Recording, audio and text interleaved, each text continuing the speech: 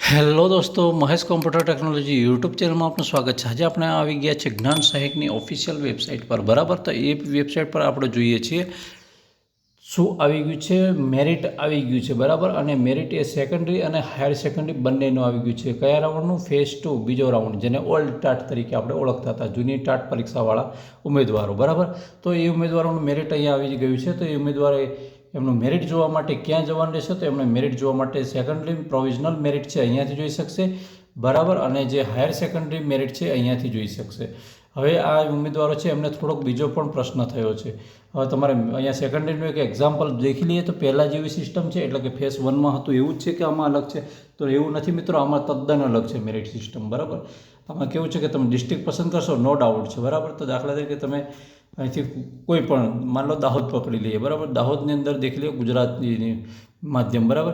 અને આમાંથી કોઈ પણ એક એસએસ લઈ લઈએ, બરાબર। એસએસ લઈ લઈએ આમાં તો આ રીતે આવે છે મેરિટ, બરાબર। હવે અહીંયા આવે છે આ મેરિટ, બરાબર।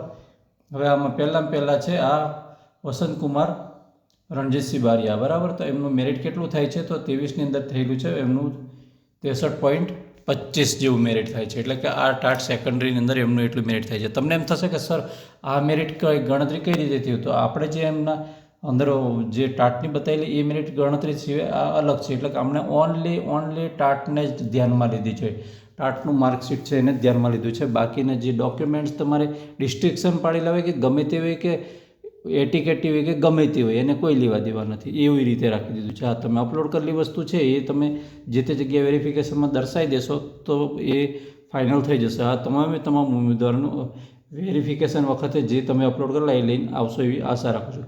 હવે પછી છે કે વેરિફિકેશન કરવા માટે ક્યાં જવાનું? આ ચિંતાનો વિષય આવ્યો છે। હમણાં મને બે ઉમેદવારોનો કોમેન્ટ આવ્યો કે ભાઈ અમારે કયા જિલ્લામાં જવાનું રહેશે? હવે તમે કોઈ જિલ્લામાં રહેતા હોય એનાથી મતલબ નથી, પણ તમે ફોર્મ કયા જિલ્લામાં ભર્યું છે ત્યાં જવું પડશે।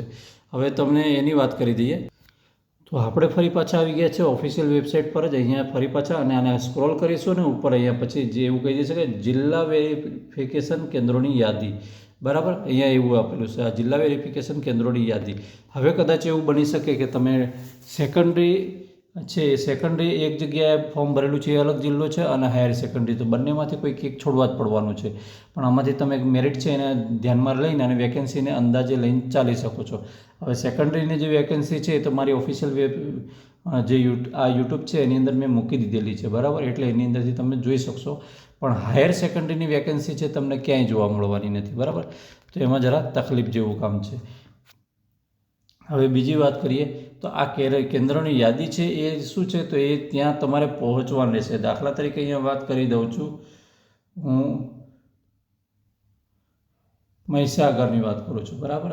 આ 20 નંબર મહીસાગરની, બરાબર। તો અહીં Panchil high school Lunawada opposite ST workshop, એટલે કે જે જૂનું બસ સ્ટેન્ડ હતું એની સામે પંચીલ હાઈસ્કૂલ છે ત્યાં જવાનું રહેશે, બરાબર।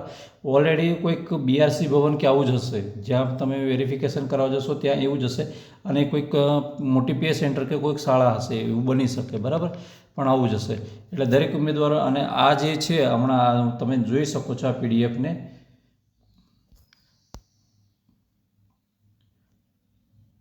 બરાબર, આ વાળી આ કલરવાળી છે ને, બસ, અને ફેઝ 2 એમ લખેલું છે, અને તમે ડાઉનલોડ કરી લેજો। અને આ જે એડ્રેસ તમને આપેલું હશે જે જિલ્લાનું એને તમે મેપની અંદર જઈને સર્ચ કરી લેજો આપણા ગૂગલ મેપમાં, અને પછી ત્યાંથી સર્ચ કરીને ત્યાં પહોંચી જજો।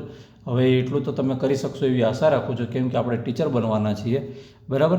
બાકી તો બીજું કોઈ પ્રશ્ન હોય તો કોમેન્ટ કરજો, એનો જવાબ આપવાનો પ્રયત્ન 100% કરીશું। વિડીયો ગમે તો વિડીયોને લાઇક કરજો, ચેનલ પર ન હોય તો ચેનલ સબસ્ક્રાઈબ કરવાનું બિલકુલ નહીં ભૂલતા।